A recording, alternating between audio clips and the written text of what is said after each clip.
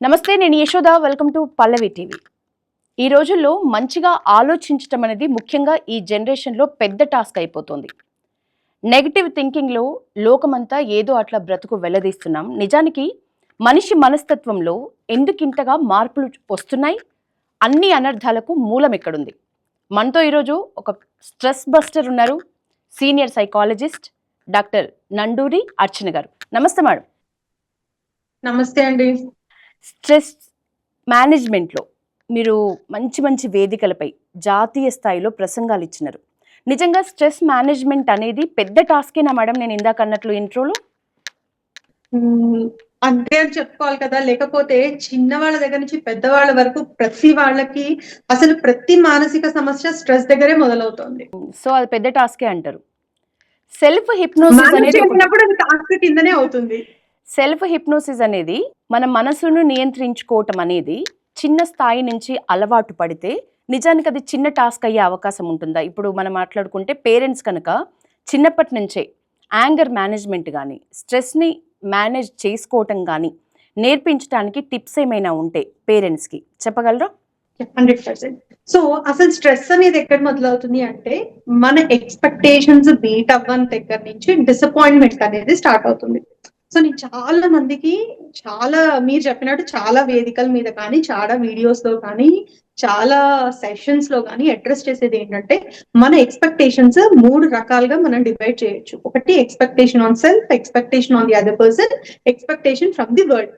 So ఈ expectation చేసినప్పుడు అది ఎక్కడ మనకి మీట్ అవ్వకపోయినా వెంటనే వి విల్ గెట్ డిసప్పాయింటెడ్. ఆ డిసప్పాయింట్మెంట్ నుంచి వచ్చే ఒక నెగిటివ్ ఎమోషన్ మూలంగానే స్ట్రెస్ అనేది వస్తుంది. సో ఇప్పుడు పేరెంట్ ఒక చైల్డ్ నుంచి ఎక్స్పెక్ట్ చేయొచ్చు, చైల్డ్ బాగా చదువుకోవాలనో, చైల్డ్ నా మాట వినాలనో. ఇది ఎప్పుడైతే రాదో స్ట్రెస్ కి లోన్ అవుతారు. ఆ స్ట్రెస్ ని యాంగర్ రూపంలోనో సాడ్నెస్ రూపంలోనో ప్రొజెక్ట్ చేస్తారు. సో సాడ్నెస్ స్లోగా దేనికి లోన్ అవుతుంది? డిప్రెషన్ కి దారితీస్తుంది. భయం దేనికి దారితీస్తుంది? యాంగ్జైటీకి దారితీస్తుంది. అలా కోపం అగ్రెషన్ కి దారితీస్తుంది. ఇలా రకరకాలు మారుతాయి. సో ఫస్ట్ మన ఆలోచన ధోరణి మార్చుకోవడమే అన్నిటికీ మూలమైన రీజన్ అన్నమాట. సో దాన్ని cognitive behavioural therapy. Yes madam, నిజానికి యాంగర్ మేనేజ్మెంట్ విషయంలో పెద్ద విలన్స్ అయిపోతున్నారు పేరెంట్స్.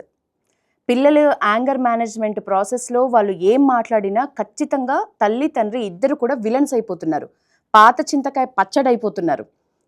ఈ జనరేషన్లో మేము చక్కగా ఇమిడిపోతుంటే మా వాళ్ళు అడ్డుకట్ట వేస్తున్నారనే ఫీలింగ్లోకి వెళ్ళిపోతున్నారు. వాళ్ళని ఇట్లాంటి టైంలో ఎప్పుడైతే యాంగర్, నిజానికి మీరు అన్నట్లు ఇప్పుడున్న జనరేషన్లో ఒక స్టబాన్నెస్ ఎంత బాగుంటుందో అంతే స్థాయిలో లోపల చాలా ఓవర్ సెన్సిటివ్నెస్ పెరుగుతోంది. సో అట్లాంటప్పుడు పేరెంటింగ్లో ఎట్లాంటి టిప్స్ తోటి వాళ్ళని అప్రోచ్ అవ్వాలి, ఎట్లాంటి టిప్స్ తోని వాళ్ళని మార్చాలి అనే ఒక స్టెప్స్ తీసుకోవాలి? అయితే ఫస్ట్ ఇది వీళ్ళని పెంపకం దగ్గర నుంచి మొదలవ్వాలండి. ఎందుకంటే వీళ్ళలో ఈ స్టబ్బర్నెస్ ఎందుకు వస్తుంది, సెన్సిటివ్నెస్ ఎందుకు వస్తుంది అంటే పేరెంటింగ్ స్టార్టింగ్ స్టేజ్ నుంచి అది ఉండాలి. మనము ఎక్కువ వాళ్ళకి కంఫర్ట్ జోన్ అలవాటు చేస్తున్నాం. అండ్ న్యూక్లియర్ పేరెంటింగ్ అనేది ఒక ప్యాటర్న్. ఒకప్పుడు జాయింట్ పేరెంటింగ్ సిస్టమ్ ఉండేది. అంటే ఇంట్లో నానమ్మ, తాతయ్య లేకపోతే ఇంకా ఎక్కువ మంది జాయింట్ ఫ్యామిలీస్ ఉన్నప్పుడు ఏమయ్యేదంటే అడ్జస్టింగ్, షేరింగ్ అనేది ఎక్కువ ఉండేది. సో ఇప్పుడు ఓన్లీ అమ్మా నాన్న, ఒకళ్ళు ఇద్దరు పిల్లలు. సో షేరింగ్ తక్కువ. ఏది కావాలంటే అది కొనిపెడతారు. ఎవరు ఒక మాట అనడానికి వీల్లేదు, ఎవరు అడ్వైస్ ఇవ్వడానికి వీల్లేదు, స్కూల్లో టీచర్లు అనడానికి వీల్లేదు. So pampering child like so much. ఇప్పుడు చైల్డ్ ని చాలా ప్యాంపర్ చేసి చాలా కంఫర్ట్ జోన్ లో ఉంచి సడన్ గా నువ్వు వన్ ఫైన్ డే నీకు ఇష్టం ఉన్నప్పుడు అడ్వైస్ ఇచ్చి నువ్వు వాళ్ళని తీసుకోమంటే తీసుకునే శక్తి ఆ చైల్డ్ లో ఉండట్లేదు. ఉండకపోయేసరికి ఆటోమేటిక్ గా వాళ్ళలో ఆ రెసిస్టెన్స్ అనేది కోల్పోయి వాళ్ళు యాంగర్ రూపంలో దాన్ని వ్యక్తీకరిస్తున్నారు. అప్పుడు మనం యాంగర్ మేనేజ్మెంట్ అంటే ఎలాగా? అది first point. Second point, mobile addiction. చిన్నప్పుడు మన పనులు చేసుకోవడానికి వాళ్ళకి మొబైల్స్ ఇస్తున్నాము. అండ్ వన్ ఫైన్ డే ఇప్పుడు మొబైల్ వాళ్ళ ఇష్టం వచ్చి వాళ్ళు ఆడుకుంటున్నప్పుడు నో అని వాళ్ళని కంట్రోల్ చేయడానికి, సో వాళ్ళు దాన్ని రిజెక్ట్ చేసినప్పుడు ఇప్పుడు మనం యాంగర్ మేనేజ్మెంట్ అని మాట్లాడుతున్నాం. సో డే 1 నుంచి every parent should have a proper planning. మనం పిల్లల్ని ఎలా పెంచాలి అని. అప్పుడు ఇవన్నీ అవాయిడ్ అయిపోతాయి. అయితే మీరు ఇందాక అన్నట్లు వాళ్ళకి ఇష్టం వచ్చినట్లు చెప్తున్నారు పిల్లలకి అంటున్నారు పేరెంట్స్ విషయంలో. నిజానికి ఇష్టం వచ్చినప్పుడు అనే కంటే కూడా వాళ్ళకు వీలున్నప్పుడు, నిజానికి ఇప్పుడు ఇద్దరు పేరెంట్స్ కూడా వర్కింగ్ మోడ్లో ఉంటారు. వాళ్ళ కంఫర్ట్ ని బట్టి మార్చుకుంటూ వెళ్తున్నారు. సో అది మరి నిజానికి థరోలీ అని అంటే వీక్లీ ఒక వన్స్ అనొచ్చా, ట్వైస్ అనొచ్చా, పిల్లల్ని దగ్గర కూర్చొని ఇప్పుడు నిజానికి అందరూ పేరెంట్స్ జాబ్ చేస్తున్న వాళ్ళు ఉంటున్నప్పుడు ఇద్దరు కూడా వీక్లీ ఒక్కసారి 2 సార్లు మనం మాట్లాడాలి. వాళ్ళని డౌన్ టు ఎర్త్, వాళ్ళు ఎట్లాంటి ఫీలింగ్స్తో ఉన్నారు, స్కూల్లో ఏమైనా ప్రాబ్లమ్స్ ఫేస్ చేస్తున్నారా, మనతో అన్ని షేర్ చేసుకుంటున్నారా లేదా అనేది తెలుసుకోవాలంటే ఒక యాక్షన్ స్టెప్స్ అనేవి ఏ టైప్ ఆఫ్ ఉండాలి? వీక్లీ వన్స్ ఫ్యామిలీ మీటింగ్ అనేది ఒకటి హోస్ట్ చేసుకోవాలి. Or at least 15 days once family meeting is must and sure. Family meeting లో ఏం చేయాలి అంటే మీ పిల్లలకి ఏం కావాలి అని అడిగి తెలుసుకోవడమే ఓవరాల్ గోల్. అయితే చాలా మంది పేరెంటింగ్ లో చేసేది ఏంటి అంటే మనం ఏం చెప్పాలనుకుంటున్నామో అదే చెప్తామన్నమాట. ట్రాన్సాక్షనల్ ఎనాలిసిస్ అని ఒక సబ్జెక్ట్ ఉంటుంది. ఆ సబ్జెక్ట్ లో ఏంటి అంటే every person has 3 stages in them. అంటే పేరెంట్, అడల్ట్ అండ్ చైల్డ్. అంటే మీరు చూస్తే మనం ఎక్కడికన్నా వెళ్తే చిన్న పిల్లలం అయిపోతాం. అంటే the child part of us is active. Okay, now మనం ఇద్దరం మాట్లాడుకుంటున్నప్పుడు we both are having adult conversation.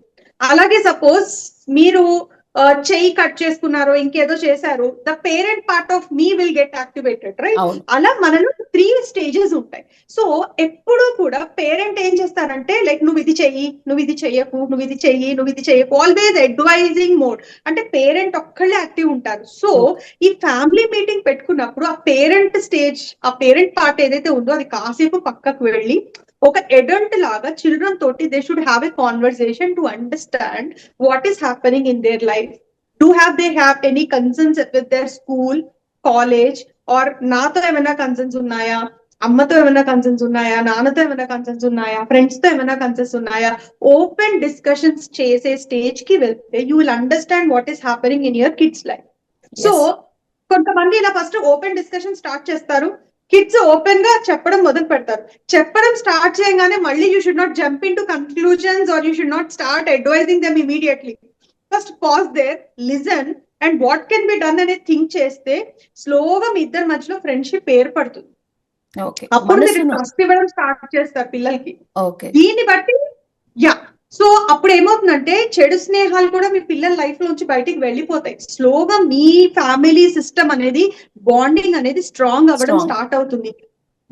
So ఎప్పుడైతే స్ట్రాంగ్ అవ్వడం స్టార్ట్ చేస్తుందో పిల్లలు ఆ కేర్, లవ్, ఎఫెక్షన్ పేరెంట్స్ నుంచి ఫీల్ అవుతారో తెలియకుండానే కొంత యాంగర్ కూడా వాళ్ళ లోపల నుంచి పోవడం జరుగుతుంది.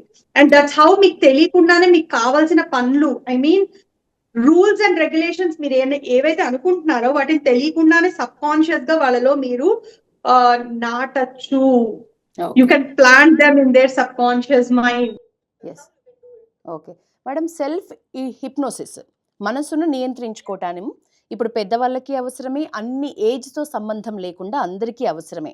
సో పిల్లలకి అలవాటు చేస్తూ పెద్దవాళ్ళు కూడా తమ మనసును తనను నియంత్రించుకోవాలంటే బెస్ట్ ఆప్షన్స్ ఏమవుతాయి? యోగా అవుతాయా, లేకపోతే ఇద్దరు కంబైన్డ్గా, పిల్లలు అండ్ పేరెంట్స్ కంబైన్డ్గా ఏమైనా యాక్షన్స్ ఏమైనా చేయటము, లేకపోతే టూర్స్ వెళ్ళటం అవుతుందా? ఏది బెస్ట్ ఆప్షన్ అని చెప్తారు మనసు నియంత్రణ కోసం? సెల్ఫ్ హిప్నోసిస్ అనేది ఒక డిఫరెంట్ కాన్సెప్ట్, మనల్ని మనం నియంత్రించుకోవడం అనేది డిఫరెంట్ కాన్సెప్ట్. సెల్ఫ్ హిప్నోసిస్ అంటే ఏంటంటే మనల్ని మనం ఒక ట్రాన్స్ స్టేజ్ లోకి తీసుకెళ్ళడము అని చెప్పి. సో మనకి మనం తెలుసుకోకుండా ఒక ఇన్స్ట్రక్షన్ ని కంటిన్యూస్ గా మనకి మనం ఇచ్చుకుంటూ ఉండడం. సో మీరు నేను తెలియకుండా ఏదన్నా ఒక హోర్డింగ్ ని చూసి కానీ, ఇప్పుడు మంచి వర్షం పడుతుంది వెదర్ లో, ఎక్కడైనా మీకు వేడి వేడి బజ్జీలు, పకోడీలు ఏమైనా కనిపించగానే ఇవి తినాలి. So when you are giving continuous instruction you are getting hypnotized, అంటే you are getting influenced by it. That is hypnotism. Okay, మనసుని నియంత్రించుకోవడము అంటే ఒక సెల్ఫ్ డిసిప్లైన్డ్ అనేది చిన్నప్పటి నుంచి అది తెలియకుండానే క్లాసికల్ కండిషనింగ్ అనేది జరగాలి. So kids will not listen to parents, kids will follow parents. ఇది అందరికీ తెలుసు. సో ఇంట్లో పిల్లలు సరిగ్గా ఉండాలంటే ఫస్ట్ తల్లిదండ్రులు సరిగ్గా ఉండాలి. మనం ప్రీచ్ చేసేది ఒకటి, చేసేది ఒకటి అయితే అది సరిపోదు first thing. So okay. First మనం ఏదైతే చెప్తున్నామో ఫస్ట్ అది మనం చెయ్యాలి. పిల్లలు మీరు ఫోన్ ఆడకండి అని మనం ఫోన్ చేతిలో పట్టుకొని కూర్చుంటే కరెక్ట్ కాదు. పిల్లలు మీరు తొందరగా పడుకోవాలి అని మనం టీవీ చూస్తూ కూర్చుంటే that also doesn't work out. So you have to say and you have to do. That is the first thing. Second thing, discipline life style, like exercise మనం చేస్తూ వాళ్ళ చేత చేయించడం. సో క్లాసికల్ కండిషనింగ్ అంటే ఏంటంటే బలవంతంగా అయినా సరే 21 days, 40 days, couple of months regular గా మీరు చెప్పి చేయిస్తూ ఉంటే they get programmed for such kind of habits. Okay. అలా హ్యాబిచుయేట్ చేసేస్తే they get conditioned for that habit. తర్వాత మీరు అది బ్రేక్ చేయాలన్న హ్యాబిట్స్ వాళ్ళకి బ్రేక్ అవ్వవు. ఓకే. సో కిడ్స్ దట్స్ ని how you can develop them. ఈ ప్రాసెస్ లో ఎమోషనల్ గా స్ట్రాంగ్ అయ్యే అవకాశం కూడా ఉంటుందంటారా? 100%. ఎప్పుడైతే మనకి మంచి అలవాట్లు అనేవి డెవలప్ అవుతాయో మనం ఎమోషనల్ గా ఎక్కడ వీక్ అవ్వము. ఎందుకు అంటే మన గోల్స్ క్లియర్ ఉంటాయి, ఫోకస్ క్లియర్ ఉంటుంది, కాన్సన్ట్రేషన్ క్లియర్ ఉంటుంది. ఇవన్నీ ఉంటే లైఫ్ లో సక్సెస్ ఉంటుంది. సక్సెస్ ఉన్నప్పుడు కాన్ఫిడెన్స్ ఉంటుంది, హ్యాపీనెస్ ఉంటుంది. ఇవన్నీ ఉంటే ఎమోషనల్ స్ట్రాంగ్నెస్ ఆటోమేటిక్ గా వస్తుంది కదా. ఓకే. ఒక 13 years ప్లస్ మీకు ఈ ఫీల్డ్లో చాలా అపారమైన అనుభవం ఉంది. ఎన్నో కేసులు మీరు డీల్ చేస్తూ ఉన్నారు. ఎంతో మందిని మీరు క్యూర్ చేస్తూ ఉన్నారు మేడం. మీ అనుభవం దృష్ట్యా అడుగుతున్నా, నిజానికి కొంతమంది పిల్లలు ఇంట్లో చాలా మంచి అలవాట్లు, ఇందాక మీరు అన్నట్లు చిన్నప్పటి నుంచే కొన్ని మంచి అలవాట్లు పేరెంట్స్ పని పట్టుకొని వాళ్ళు ఎంత బిజీ స్కెడ్యూల్ ఉన్నప్పటికీ కూడా అలవాటు చేస్తున్న పరిస్థితి ఉంటుంది. అదే పిల్లలు స్కూల్కి వెళ్తున్నప్పుడు వాళ్ళ మోడ్ ఆఫ్ యాక్షన్ మారిపోతూ ఉంటుంది. పక్కన ఫ్రెండ్స్ అవ్వనివ్వండి, స్కూల్లో వెదర్ ఇవ్వనివ్వండి, స్కూల్లో ఉన్న అలవాట్లు అవ్వనివ్వండి, మళ్ళీ ఇంటికి వచ్చి సేమ్ పేరెంట్స్కి తగ్గట్లు యాక్ట్ చేసే పిల్లలు ఉంటారు. డబుల్ త్రిబుల్ రోల్స్ తీసుకునే పిల్లలు ఉంటారు. సో వాళ్ళు ఎప్పుడో ఒకప్పుడు బ్లాస్ట్ అయ్యే సిచ్యువేషన్స్లో తప్ప చిన్న స్థాయిలో దొరకనంత జాగ్రత్త పడుతూ ఉంటారు. కొంతమంది పిల్లలు అమ్మల దగ్గర ఒకలాగా ఉంటారు, టీచర్స్ దగ్గర ఒకలాగా ఉంటారు. ఫ్రెండ్ సర్కిల్లో వాడి అసలు స్వరూపం, వాడిలో ఉన్న నెగిటివ్ షేడ్స్ అన్ని ఫ్రెండ్స్కి తెలుస్తూ ఉంటాయి. అవి కంప్లైంట్స్ బేస్గా వెళ్తూ ఉంటాయి. ఇట్లాంటి వాళ్ళని గుర్తుపట్టాలంటే ఫస్ట్ టీచర్స్ రెస్పాన్సిబుల్ ఎక్కువగా ఉంటుందా, పేరెంట్స్ దా? ఎక్కడ అసలు మెయిన్ లోపము? లోపం అని కాదు, అసలు పిల్లలు బయటికి వెళ్ళి చాలా డిసిప్లైన్డ్ గా ఉంటారు, వీళ్ళు అసలు అల్లరి చేయరు, ఫ్రెండ్స్ దగ్గర కూడా రాముడు మంచి బాలుడిలాగా ఉంటారని మనం నమ్ముతున్నాం అంటే మనదే తప్పు. పిల్లలు అంటే when teenage enters, hormones automatically change, and whenever hormones changes అందరూ అలాగే ఉంటారు. ఓకే. అలా ఉండట్లేదు అంటే వాళ్ళలో తేడా ఉంది అని మనం అనుకోవాలి. That's the first point. So అలా బిహేవ్ చేసి చెడ్డ పేరు తెచ్చుకోకుండా ఉంటున్నారు అంటే దాన్ని ఏది ఆపుతోంది అంటే సంస్కారం ఆపుతోంది. అవి వాల్యూస్ అండ్ ఎథిక్స్ అవి ఇంట్లో నేర్పించబడ్డాయి కాబట్టి. కానీ ఆలోచనలు మాత్రం వస్తాయి ఖచ్చితంగా, ఎందుకంటే అవి హార్మోన్స్ మూలంగా జరిగే మార్పులు కాబట్టి. అవి రాకుండా ఎక్కడికి పోవు. అయితే ఇవి తెలుసుకోవటానికి వీళ్ళ ఆలోచనలు ఎలా ఉంటున్నాయి, ఇప్పుడు ఈ ఆలోచనలు హద్దు మీరిపోతున్నాయి అంటే హద్దు మీరిపోవడానికి పీర్ గ్రూప్ కారణమవుతుంది. వాళ్ళ ఉండే పరిస్థితులు, వాళ్ళ ఫ్రెండ్స్ వాటిని ఇంకా ఎక్కువ ఇన్ఫ్లుయెన్స్ చేసి ఏం పర్లేదు అని అన్నప్పుడు ఆ థాట్స్ యాక్షన్ ఫామ్ లోకి వస్తాయి. అలా కాకుండా పీర్ గ్రూప్ తప్పు, మనం అలాంటివి చేయకూడదు, మనం ఇవి గుడ్ బాయ్ అనిపించుకోవాలి అన్నప్పుడు ఆలోచనలు హద్దుల్లో ఉంటాయి. అదే డిఫరెన్స్. సో ఎప్పుడైతే పేరెంట్స్ మోర్ ఎమోషనల్ బాండింగ్ లో ఉండి క్వాలిటీ టైం పిల్లలకి ఇస్తూ, వాళ్ళ ఫ్రెండ్స్ ఎవరు, ఫ్రెండ్స్ ని కూడా ఇంటికి ఇన్వైట్ చేస్తూ మీట్ అవుతూ ఇవన్నీ తెలుసుకుంటూ ఉంటారో అప్పుడు పిల్లలు ఎలాంటి ట్రాక్ లో ఉన్నారు అనేది వీళ్ళకి అవగాహన ఉంటుంది. ఎప్పుడైతే ఇవన్నీ తెలుసుకోకుండా గుడ్డి నమ్మకంతో మా అబ్బాయి మంచివాడే, నేను 4th class లో చూసాను కాబట్టి 10th class లో కూడా అలాగే ఉంటాడు అని బిలీవ్ చేస్తే then we're gone wrong. Okay. చిన్న పిల్లలకే పెద్ద విషయాలు తెలిసిపోతున్న రోజులు మేడం ఈ జనరేషన్లో. అసలు వాళ్ళ బుర్రకి ఉండాల్సిన కెపాసిటీ కంటే ఎక్కువ పెద్ద పెద్ద విషయాలు తెలిసిపోతున్నాయి. ఆ ఫోన్లో చూస్తుంటే కూడా అన్వాంటెడ్ మొత్తం అన్ని వాళ్ళు చూడగలుగుతున్నారు చాలా ఈజీగా. ఈ మధ్య నేను ఈ సందర్భంగా ఒక రీల్ గురించి చెప్తా మేడం. నేను చాలా అసలు చిన్న బాబు, ఆ బాబు వాళ్ళ క్లాస్లో ఒక అమ్మాయి వాడితో అంటది, అరే పెద్దయ్యాక మనం లవ్ చేసుకుందాం, పెళ్లి చేసుకుందాం అని అంటది ఒక అమ్మాయి. అంటే వాడది పెద్ద బూతుమాటలాగా ఫీల్ అయిపోయి వాళ్ళ డాడీ దగ్గరకు వచ్చి, నాన్న అందరి ముందు అనేసింది ఇది పెద్ద బూతుమాట, చిన్న బూతుమాట నాన్న, ఎట్లా నాన్న ఇప్పుడు నేను అని వాడు ఒకటే ఏడుస్తాడు. అది ఫుల్ ఇప్పుడు ట్రెండింగ్లో ఉంది, టాప్ 1లో ఉంది చిన్న పిల్లగాడిది. వాడు ఎంత ఏడుస్తాడంటే ఏదో పెద్ద ఘోరం జరిగిపోయింది అని. అంటే వాడికి అది తెలుస్తోంది అది తప్పు అని. కానీ ఆ పిల్లోడి క్లాస్ చూస్తే 1st 2ndకి మించి ఉండదు, వాడి ఏజ్ అంతే ఉంటుంది మేడం. వాడు ఆ లవ్ పెళ్లి అనే మాటలు విని పెద్ద బూత్ మాటలని ఏడ్చుతున్నాడు. అంటే వాడికి అది ఏదో తప్పు ఈ ఏజ్ లో కాదు అని అర్థమవుతుంది. అరే పెద్దయి లవ్ చేసుకున్నా పెళ్లి చేసుకున్నా అన్ని ఎన్ని పెద్ద మూతి మాట్లాడినా డాడీ చిన్న మూతి మాట్లాడుకుంటున్నా పెద్ద మూతి మాట్లాడేది పెద్దదే ఇది. కానీ స్కూల్లో అమ్మాయి చూస్తే చాలా ఈజీగా చెప్పేసిన పరిస్థితి. సో జెండర్ విషయానికి వస్తే ఈ కాలంలో ఎప్పటికైనా పురుష ఆధిక్య సమాజం అని ఒకటి మనం అనుకుంటూ ఉంటాం. కానీ మేము ఈక్వల్ టు మెన్ అని అనుకునే ఒక మంచి చేంజ్ ప్రాసెస్లో ఈక్వల్ అనే ప్రాసెస్ అది ఎక్కడి వరకు వెళ్ళిందంటే విచ్చలవిడితనానికి చాలా దారి తీసింది. మంచిగా ఉండే అబ్బాయిలు కనిపించట్లేదు, మంచిగా ఆలోచిస్తున్న అమ్మాయిలు కనిపించట్లేదు. ఒకప్పుడు ఉన్న కట్టుబాట్లు నిజానికి చాలా దారుణాలని ఆపగలిగినాయి.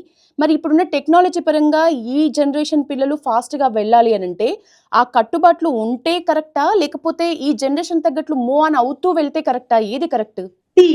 ఇప్పుడు కట్టుబాట్ల మూలంగా బాగుపడ్డది లేదు, ఓకే లేదంటారా? సో అలానే అంతే కదా. కట్టుబాట్ల మూలంగా బాగుపడట్లేదు, అందరూ అణచివేయబడ్డారు. సో గ్రోత్ అనేది లేదు కాబట్టి టెక్నాలజీ వచ్చి మార్పు అనేది తీసుకొచ్చారు. అమ్మాయిలు నిగ్రహంగా లేరా మేడం? బ్యాక్ డేస్ లో అమ్మాయిలు చాలా నిగ్రహంగా ఒక లవ్వర్ కి ఫ్రెండ్ కి తేడా చూపించిన రోజులు పాత రోజులు లేవా? ఉన్నాయి కదా. సో ఆ కట్టుబాట్ల మూలానే కదా అది తెలిసింది. అది ఒక్కటే ఏరియా ఉంది, only that is the area. Okay. Women empowerment లేదు, విమెన్ ఇండిపెండెన్స్ లేదు, విమెన్ కి మెంటల్ హెల్త్ లేదు, విమెన్ ఎమోషనల్ గా స్ట్రాంగ్ లేదు, కానీ కట్టుబాట్లు ఒక్కటే ఉన్నాయి. So overall 360 degrees of life చూసుకుంటే ఆ ఏరియా ఒకటి సక్సెస్ఫుల్ ఉందేమో, మైట్ బి, కానీ మిగిలిన ఏరియాస్ ఏవి కంప్లీట్ అవ్వలేదు.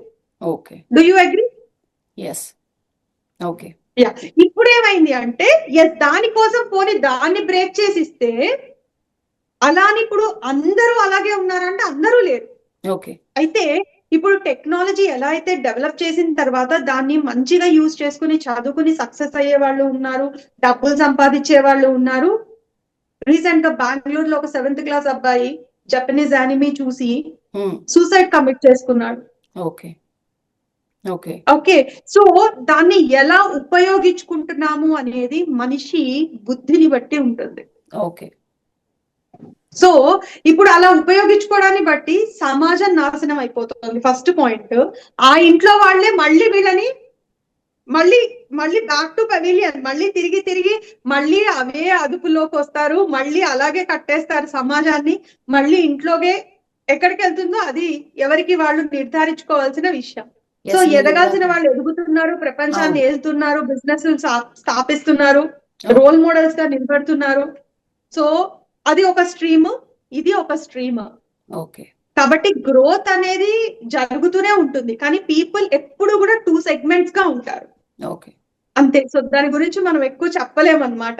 కాబట్టి దాన్ని అందరూ మంచికి వాడుకుంటే అభివృద్ధి చెందుతారు, కానీ అందరూ అభివృద్ధి చెందలేని పరిస్థితుల్లో ఉంటే మనం ఏం చెయ్యలేం. వాళ్ళలో మనం మోటివేషన్ తీసుకురావడానికి ఏం చేయగలము అని we need to think about it. Okay.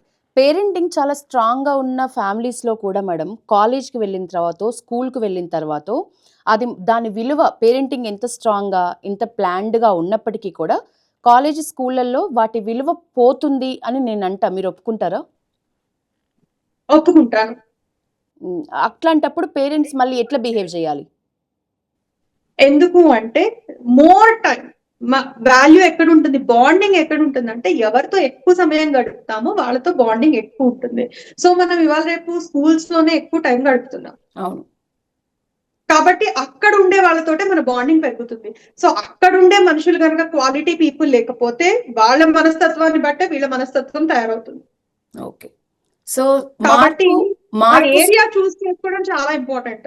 Yes, మార్పు నిజంగా అక్కడ సాధ్యపడనప్పుడు పేరెంట్స్ ఎలాంటి స్టెప్స్ తీసుకోవాలి మేడం? మనం ఇంత కష్టపడి ఇన్ని చెప్పి ఇంత వాల్యూస్తో పెంచడం కూడా వేస్ట్ అవుతోంది ఈ కాలేజ్లో స్కూల్లో అని అనుకుంటున్నప్పుడు ఎన్ని స్కూళ్ళని మార్చగలరు, ఎన్ని కాలేజెస్ని మార్చగలరు? అందుకని ఎన్ని స్కూల్స్ ఎన్ని కాలేజెస్ మార్చడం కష్టం. అందుకనే ఫస్ట్ చిన్నప్పటి నుంచి వాల్యూస్ ఎథిక్స్ స్ట్రాంగ్ గా ఉండాలి. చిన్నప్పుడు ఏదైతే స్కూలింగ్ అయితే ఉందో ఆ స్కూలింగ్ లోపల roots of values and ethics morals strong గా ఉంటే తర్వాత ఎక్కడికి వెళ్ళినా కూడా వీళ్ళు సస్టైన్ అయిపోగలుగుతారు. ఎందుకంటే ఆ స్ట్రాంగ్ రూట్స్ చిన్నప్పుడు పడిపోయినవి చాలా స్ట్రాంగ్ గా ఉంటే ఒక సర్టన్ ఏజ్ వచ్చిన తర్వాత వాళ్ళు అవి బ్రేక్ చేసుకోలేరు. ఓకే. ఎందుకంటే నేను ఎగ్జాంపుల్ ఒకటి చెప్తాను. మన ఇండియన్ సిస్టమ్ లో ఒక అమ్మాయి డివోర్స్ తీసుకోవడానికి చాలా ఆలోచించి ఏడ్చి ఫీల్ అయిపోతుంది. ఎందుకు ఏడుస్తుంది? సమాజం ఎక్కువ ఎఫెక్ట్, సమాజం గురించి ఎక్కువ ఆలోచించి వచ్చింది పెంపకం నుంచి. Belief system. ఈ బిలీఫ్ సిస్టమ్ ఎక్కడి నుంచి నాటుకుపోయింది? చిన్నతనం నుంచి నాటుకుపోయింది. కాబట్టి తర్వాత ఎంతో మందిని చూసింది, అరే వీళ్ళందరూ అంటే డైవర్స్ తీసుకున్నారు కదా, లివ్ ఇన్ లో ఉంటున్నారు కదా, ఫ్రెండ్స్ విత్ బెనిఫిట్స్ లో ఉంటున్నారు కదా అని తను తెగించలేకపోతుంది కదా. అవును. అంటే అంత స్ట్రాంగ్ గా నాటుకుపోయిన రూట్స్ ఉంటే అవి బ్రేక్ చేసుకోవడం అంత ఈజీ కాదు. కాబట్టి పేరెంటింగ్ అనేది పెద్దగయ్యాక చూసుకుందాము అనుకునే విషయం కాదు. అది చిన్నప్పటి నుంచి వేసి పెంచాల్సిన మంచి ఎరువు, అంతే, తప్పదు. ఓకే. భారతీయ విలువలు స్ట్రాంగ్గా ఉండాలంటే అబ్బాయిల పెంపకంలో ఎక్కువ శ్రద్ధ చూపాలా, అమ్మాయిల పెంపకంలో ఎక్కువ శ్రద్ధ చూపాలా? ఎవరిని స్ట్రాంగ్ చేయాలి? భారతీయుల్ని స్ట్రాంగ్ చేయాలి. జెండర్ తేడా లేకుండా. అంతే, ఇట్ ఇస్ జెండర్ తేడా లేదు. ఎందుకంటే ఎవరైనా హ్యూమన్స్. సో ఇవాళ రేపు ఇర్రెస్పెక్టివ్ ఆఫ్ జెండర్ ప్రతి వాళ్ళలో ఫాల్స్ ఉంటున్నాయి. నేను చాలా కేసులు చూసా. ఒకప్పుడు ఓన్లీ అబ్బాయిలు హెరాస్ అవును. చేసే వాళ్ళు అని ఉండేవి. ఈ మధ్య విమెన్ హెరాస్మెంట్ అవును, కేసెస్ ఎక్కువ ఎక్కువైపోయాయి. అయిపోతుంది. ఒకప్పుడు అబ్బాయిలు వదిలేసి వెళ్ళిపోయిన లవ్ కేసెస్ ఉండేవి. ఇప్పుడు అమ్మాయిలు చీట్ చేసిన కేసులు పెరిగిపోయాయి. సో ఇర్రెస్పెక్టివ్ ఆఫ్ జెండర్ ఉమ్, భారతీయులు స్ట్రాంగ్ అవ్వాలి. ఓకే. అప్పుడే భారతదేశం నిలబడుతుంది. కాబట్టి అంతే. మీరు ఇందాక ఒక మాట అన్నారు, మూలాల నుంచే, అంటే మొదటి నుంచే, చిన్నప్పటి నుంచే కొన్ని వాల్యూస్ అనేది ఉంటే వాళ్ళ పరిస్థితులు ఎంత దారుణంగా ఉన్నా పిల్లల్లో ఆ బుద్ధి, ఆ చంచలత్వం అనేది ఉండదు, వాళ్ళు ప్రాపర్గా పెరిగితే కనుక ఉంటారు అని. కానీ అదే ఉద్దేశంతో చాలామంది పేరెంట్స్ మేడం ఇట్లా ఇంటి పక్కన చుట్టుపక్కల స్కూళ్ళల్లో మంచి స్కూళ్ళు లేవు, స్కూల్ పిల్లలలో కూడా ఇప్పుడు సిగరెట్లు, మందు అన్నీ తాగుతున్న వాళ్ళు పిల్లలు ఎక్కువ మంది కనిపిస్తున్న కొద్దీ ఇప్పుడు దాదాపు జస్ట్ ఒక మంచి ఏజ్కి వచ్చిన పిల్లల్ని హాస్టల్లో పెంచడం ఎక్కువైపోయింది. ఎందుకంటే అక్కడ ఉంటే మానిటరింగ్ ఉంటుంది, వాడికి చెడు అలవాట్లు మాత్రం అవ్వవు అనే ఒక స్ట్రాంగ్ బిలీవ్ తోటి హాస్టల్లో వేయటం. ఈవెన్ కాలేజీ పిల్లలైనా స్కూల్ పిల్లలైనా హాస్టల్లో ఉంటున్న పరిస్థితిని ఎక్కువ చూస్తున్నాం. ఇది ఎంతవరకు కరెక్ట్ అంటారు? వాళ్ళకి చెడు అలవాట్లు అవ్వవేమో కానీ వాళ్ళకి పేరెంట్స్ తో ఎమోషనల్ బాండింగ్ ఉండదు, లోక జ్ఞానం ఉండదు, ఆటుపోట్లను తట్టుకోవడం రాదు. ఓకే, సోషల్ స్కిల్స్ కొంచెం తగ్గిపోయే ఇది ఉంటుంది. సో వాళ్ళకి చాలా ఛాలెంజెస్ ఎదుర్కోవాల్సి ఉంటుంది హాస్టల్ నుంచి బయటకు వచ్చిన తర్వాత. మెయిన్ గా ఫ్యామిలీ బాండింగ్స్ లోపల వాళ్ళు చాలా డిఫికల్టీస్ ని ఫేస్ చేస్తారు. ఓకే.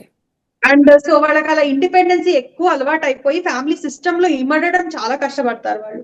అలాంటి కేసెస్ నేను చాలా చూసాను. కాబట్టి it is not that much suggested.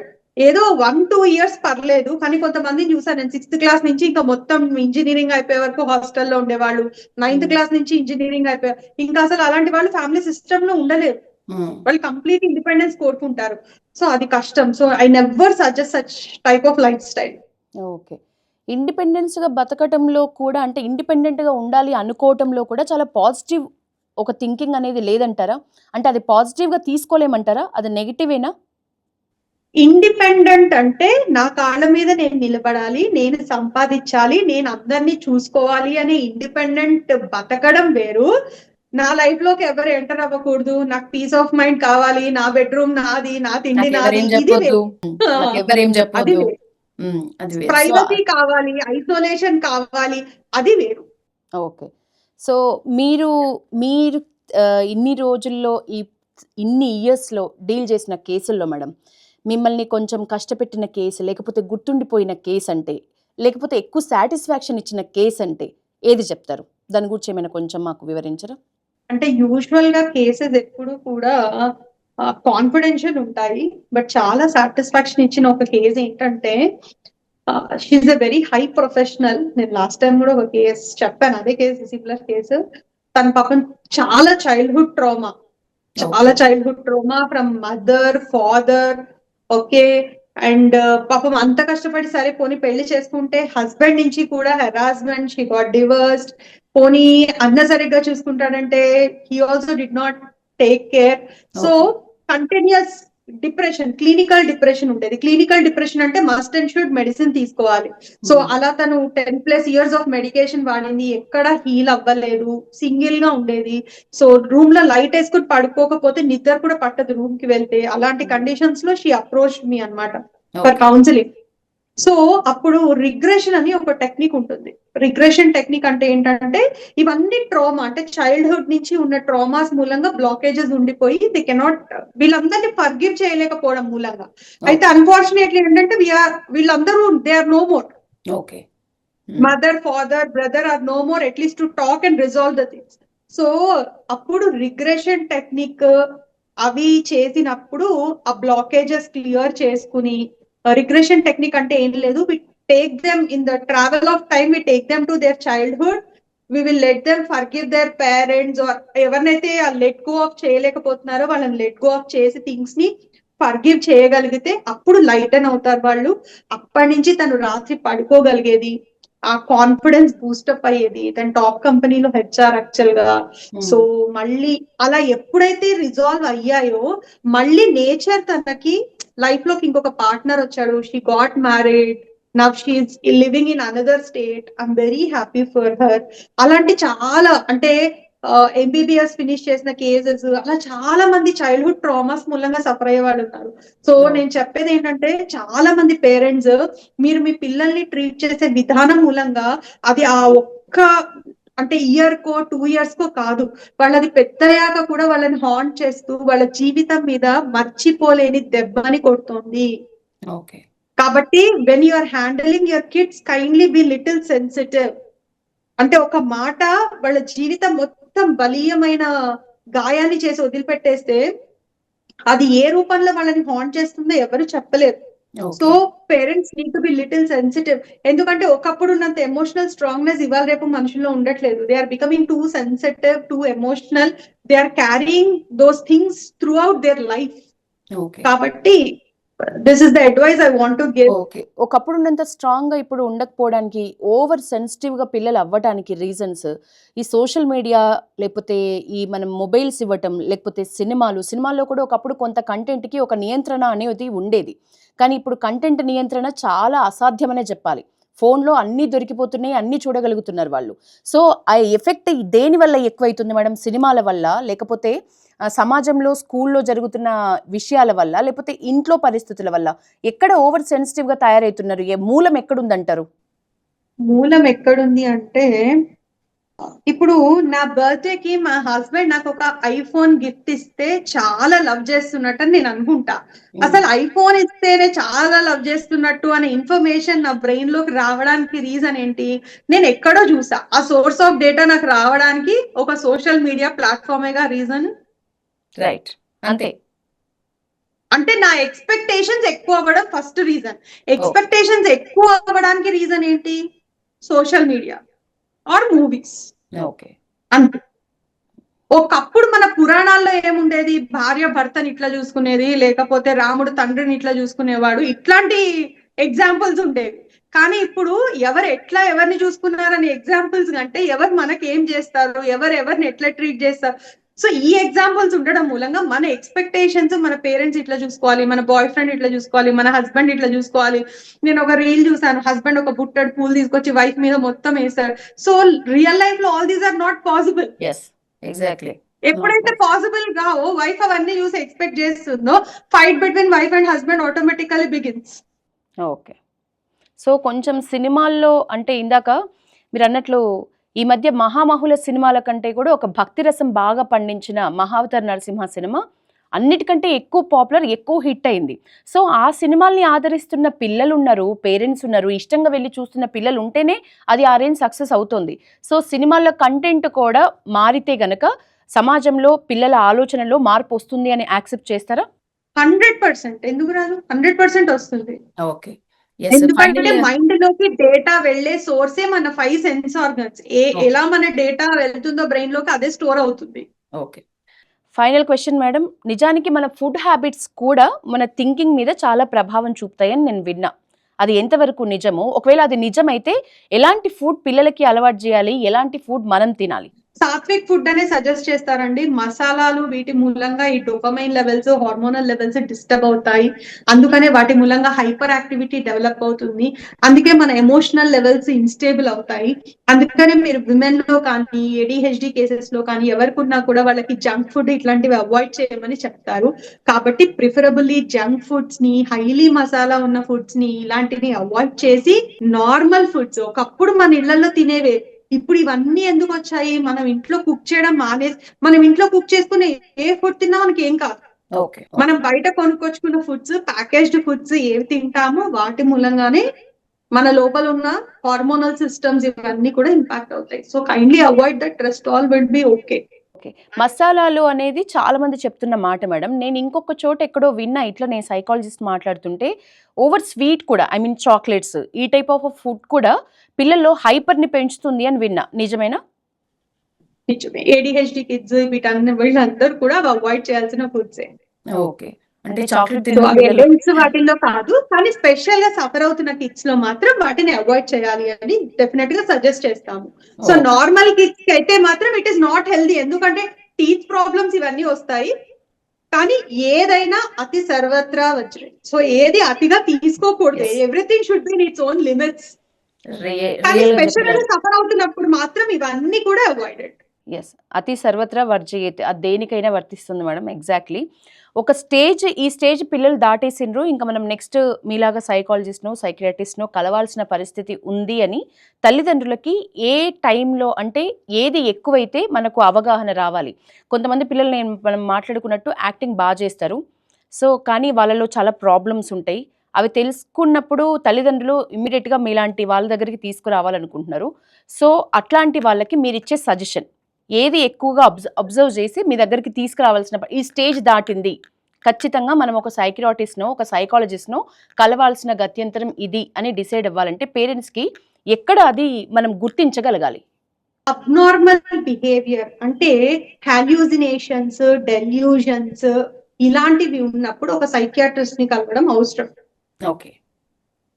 Okay. Behavioural issue అంటే ఊరికే చిరాకు, కోపం, మాట వినకపోవడం, కుదురుగా కూర్చోలేకపోవడం, ఫోకస్ రాకపోవడం, ఓకే, ఇలాంటివి ఏమన్నా ఉంటే, అంటే బిహేవియర్ లో ఏదన్నా ప్రాబ్లం ఉంటే, లేకపోతే ఆలోచన విధానం, ఓవర్ థింకింగ్, నెగటివ్ థింకింగ్, అర్థం చేసుకోలేకపోవడము, ఏదన్నా relationship issues, it need not be only between couples, it could be between parent and child also, ఇలాంటివి ఏమన్నా ఉంటే, ఇది కన్సిస్టెంట్ గా more than 2-3 months or 3 to 6 months మధ్యలో ఉంటే, మరి కూర్చున్నా సాల్వ్ అవ్వకపోతే, అప్పుడు you need to approach psychologist. Okay. మీరేమైనా మంచి బుక్స్ సజెస్ట్ చేస్తారా మేడం? స్కూల్ ఏజ్ పిల్లలకి మంచి బుక్స్ అంటే ఏం చెప్తారు? కొంచెం మీరు అన్నట్లు మైండ్ని ప్రాసెస్ చేయటంలో, మైండ్ స్ట్రాంగ్ అవ్వటంలో. Power of Subconscious Mind is the best book that you have to go through first. Okay. Yes, thank you madam, మంచి టిప్స్ చెప్పినారు.